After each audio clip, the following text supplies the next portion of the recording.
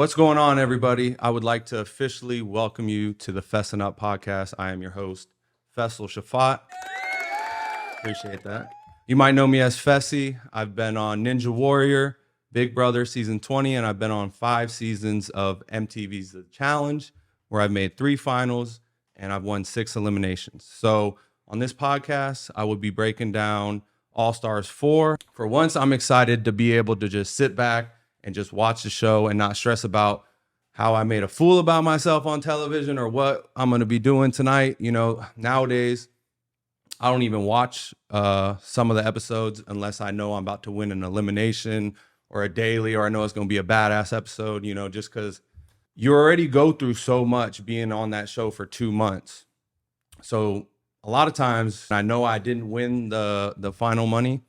I come home and the last thing I want to do is relive 8 weeks of episodes of me knowing I blew the money, you know what I'm saying? So for once, I am excited to sit back on the couch and then just enjoy and break down the episodes and watch other people for once bust their ass. And I'm going to give you guys my unbiased opinions about all the castmates, the daily challenges, the elimination matchups, and just what I think. And also we're going to be reminiscing on my 5 seasons of the challenge. My elimination matchups, my dailies, my final mishaps. A lot of people give me shit for, what happened in Iceland with Casey.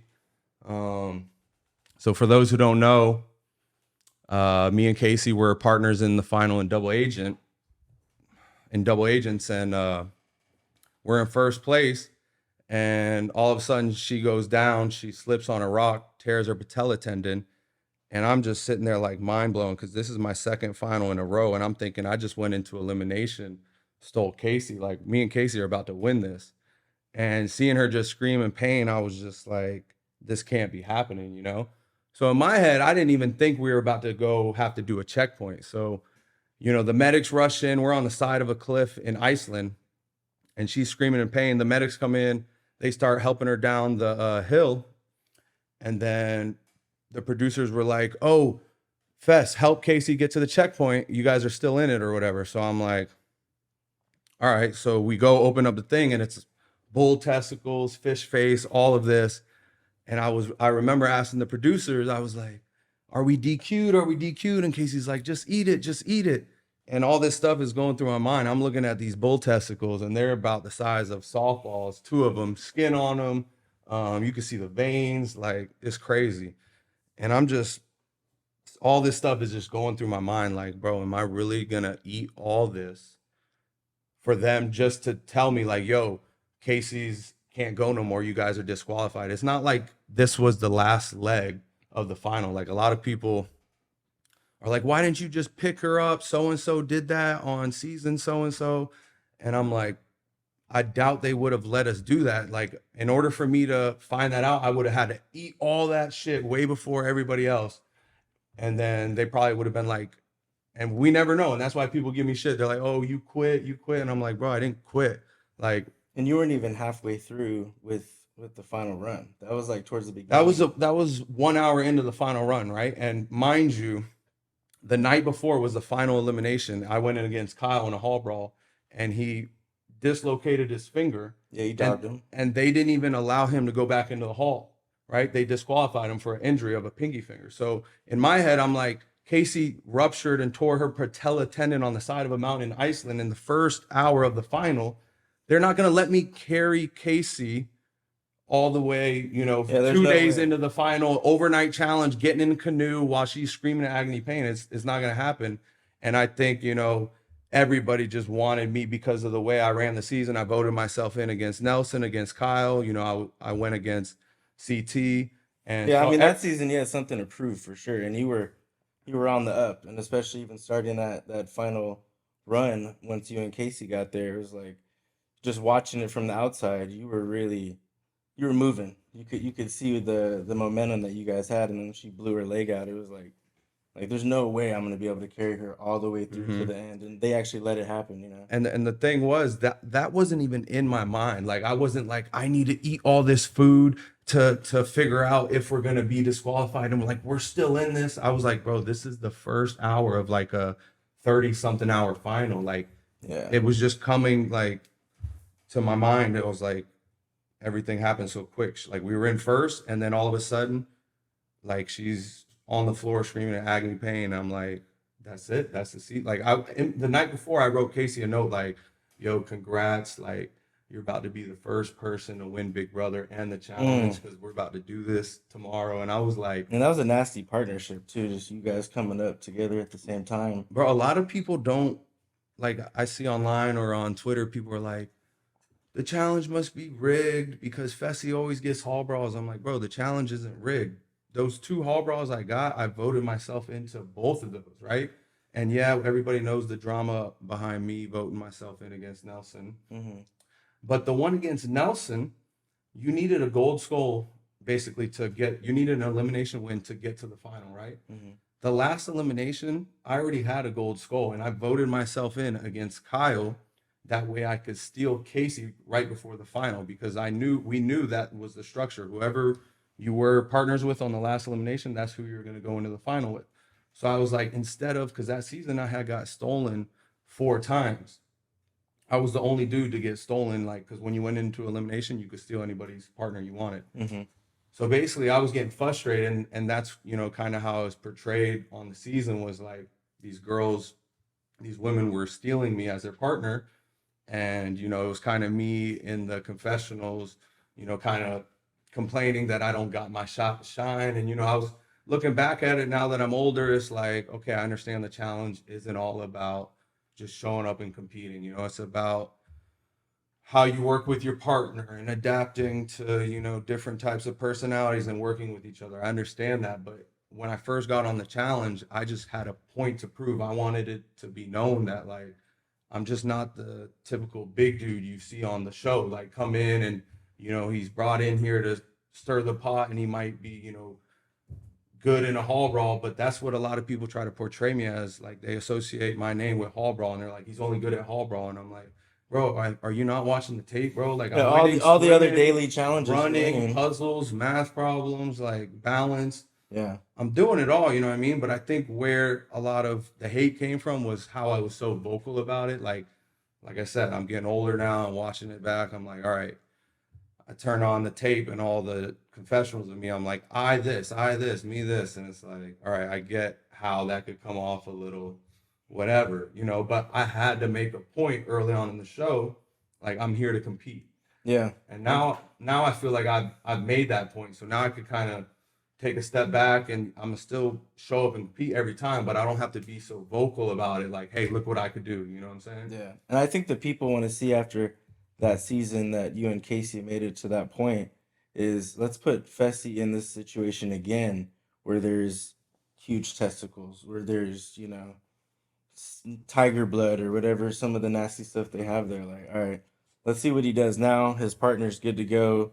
Maybe they're in the lead. Like, can Fess get past this next hurdle? I think you can do it, definitely. I mean, you plug that nose and you just gobble down whatever's there. I mean, we had an eating challenge in the final this last season, Challenge USA 2. And yeah, it was all vegan stuff, which I was thrilled about. I'm not complaining at all. But still nasty stuff, but it wasn't a ram testicle and a fish face. Yeah, that's And got to be a lot of just mental, like, strength. I mean, I don't know. I've never had cow testicles before, but I can imagine it. Does it taste like chicken? I mean, the thing is, something like that, I can understand if you're on the last leg of the final and you're about to cross the finish line and you're in first place and you got to eat these ram testicles to get to the money. But my whole season, like after losing my first season on the challenge in the final, me making it back to a second final in a row and being in first place and then stealing the partner I wanted, Casey, like everything lining up and then having it snatched like that. It was almost too perfect. Yeah, and then they're like, "Oh, by the way, eat this food," even though Casey's can't walk, and I'm just like, all this is going through my mind that I'm not thinking of. I gotta eat this food to look like a badass on television. You know, I'm thinking just like, for them to tell you like, all right, well, you guys are just DQ'd yeah, I at this didn't. point. Who knows what would have happened? You know, but logically, that was my mindset in the time. You know, so the thing is that that's kind of been what people think is like, because I've been so vocal and excelled in other areas, they're like, well, he can't eat though. You still can't win a final though. And it's like, all right, so I'm just gonna have to show up and prove I can eat. And I did that on Challenge USA too, but unfortunately I couldn't hit an axe throw. Which is crazy. All right, I'm gonna tell you, I don't know if you already know this, but this is the story about how I got on Big Brother. So when I first got done playing college football, I was substitute teaching. And when I was substitute teaching, I would watch American Ninja Warrior on my phone because it's pretty much like babysitting. You know, you just give them a little homework to do or whatever, Yeah. watch a movie, and I'm just making sure nobody, kills each other. So I watched Ninja Warrior. I don't know why I was on a Ninja Warrior kick, but I'm like, man, I could do this. Like, I grew up in Florida, like in the backyard, rope swings into the lake, jumping from the house onto the trampoline. Yeah, you were Like, doing all that wild boy shit. that's how I grew up. Like, that's what we did, right? So, anyways, long story short, I get on Ninja Warrior. I don't end up doing too hot. I think I fell like halfway through the first stage, and I don't even think my run was shown on TV. But that experience led me. I was like, well, shit. Let me Google what else is on there. So the first thing I thought about was Survivor. So I Googled Survivor application, and it was like, and I had never really seen the show. I had like seen it on I've just TV, heard about it for the last but 25 years. yeah, I hadn't watched it, right? So long story short, I applied to Survivor. They ended up flying me to LA for a final casting interview. I was out there for like 6-7 days in a hotel doing interviews. And on the last day, they were like, man, we really love you, but you don't fit the theme this year. So tell you what, we're the casting producers run another show called Big Brother. Go back to the hotel, watch it, tell us what you think. Let us know if you're interested. Yeah. So I watched it and I'm like, damn, there's competitions on it. I don't know much about it, but I watched the whole season. I was like, hell yeah, I'll do it. So I end up going through the application process in 2017 to be on Big Brother 19. They hit me with, they wanted me to be an alternate for season 19. And I told them, nah, I'm not doing that because I wasn't about to go quarantine for a week. No phone, be in the hotel for just, a small possibility of being on the show. So I passed on that. 2018 rolls around. I don't apply for Big Brother 20, none of that. I book a trip to Pakistan to go see my family overseas. 5-6 days, maybe a week before Big Brother 20 was about to start, I get a text from them like, hey, how you doing? And I'm like, this was in Pakistan? Or no, this was right before I was about to go to Pakistan. I get a text from them, and I hadn't heard anything from them, months prior for the casting process. I had just moved on with my life. They're like, can we get you on a flight to LA tomorrow? So then I called them and I'm like, listen, what's the deal? Because I have a 1-month trip booked to Pakistan. I haven't been to Pakistan in 20 years. I'm about to go see my family. I can't come out there for a maybe and postpone my trip. I've had this trip booked for months. So they're like, basically, we're going to fly you out here. If all your medical, all your tests check out, we're going to put you on. So that's how I ended up getting on Big Brother, was last minute. And I didn't even apply for that season. And then Big Brother 20 led to 5 seasons of the challenge. And now we're here.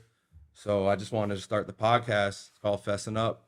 Just talk about my perspective on 5 seasons of the challenge, 1 season of Big Brother, and just from a competitor's mindset. A lot of people get on these podcasts and they break down, the drama and the political side, and that's cool. I'm going to do that, and that's a big part of the game.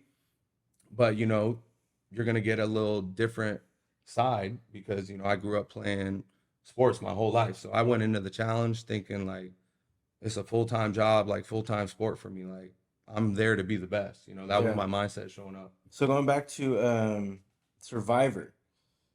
Now, would you ever consider if they offered you a season to go on there? I know somebody asked you recently, would you do another season of Big Brother? And it seems like the challenge is definitely more like tailored towards your skills and, from mental puzzles, mathematics, and physical challenges. But so Survivor is something new that you haven't done. Yeah, I would definitely love to do Survivor. That's what I originally applied for. But, you know, all these shows, it's really hard to get on these. You know, a lot of people, I meet all these fans, and everybody, the first thing I always hear is, you know, it's, "Are you Fessy from the challenge?" Followed up by, "I would love to be on the challenge. How do I get up on the challenge?" You know, so everybody who watches it, for the most part, you know, they would love to be on it, and that's their dream, right? But just getting on Big Brother, I forgot the statistic, but I think it's either 70,000 or 100,000 people a year apply to the show. Yeah. So you got to think your chance of getting on one of these shows is very small, you know? So the fact to get on Big Brother is anomaly in itself, you know what I'm saying? So when people ask, would I do Big Brother again? It's like, well, yeah, I would do it. You know, I would love to get another shot on it, but the challenge is, for me, my favorite, because the biggest difference between Big Brother or Survivor and the challenge is, on challenge, you can't just get voted off. Like on the challenge, they have to vote you into an elimination where you can then prove Yeah, you yourself fend to for stay. yourself. So Yeah. you have a second chance, you know, just because the whole house gangs up on you and votes you in or thinks you're a threat. It's like, okay, but you still have to get somebody to beat me. And that's what I love about the challenge, you know? Yeah. Yeah, it's just not all, choreographed almost to where they're, "Well, let's just vote them out for being one of the stronger competitors." And it's like, Because, you can yeah, fend for yourself at the end of the day. And it really just comes down to you staying in that house or leaving. when you're on Big Brother or Survivor, essentially what it turns into is a popularity contest, you know? Like if someone thinks you're a threat or you're not in the right circle, all it takes is the majority vote and you're gone. Whereas in the challenge, yeah, it sucks to be out of the majority and you do want to find yourself in the majority, Yeah. but you still have a chance if you get voted into elimination to prove yourself. And that's what I've been able to kind of do on the show is, you know, win 6 eliminations to where I'm not saying I can't lose an elimination. I'll never say that. Like I've lost an elimination. It was, you had to build these little pegs like that carnival ladder balance game. You had to Mhm. build these pegs, and I have great balance, but the sticks just couldn't hold my weight, right? And it's like I could sit up here all day and bitch about how the challenge is unfair and this and that, but bro, life ain't fair and neither is the challenge. You're gonna get some eliminations that favor you, and you're not. That's just the way the game goes. You got to think these producers and the people that run the challenge, we are just a 1%. We are just 1% on the scale of this thing. You got to understand they got to get permits, license, the whole nine, figure out what country, location, camera crew. They got so much stuff going on. So, you know, when we show up, we're there to put on our game faces and give them a show. You know what I'm saying? Like they make it as fair as they can, but the reality is like sometimes you're gonna like, a lot of people give me shit because I went against Jordan in a pole wrestle, and it's Mhm. like, Those are just the cards you were dealt at the end of the day. Like, yeah, and it you know what I sucks, mean? and there's a lot of luck that goes into it. That was a good little battle. That was fun to watch. A lot of people ask me when it comes to the challenge who the top guy is, in my opinion.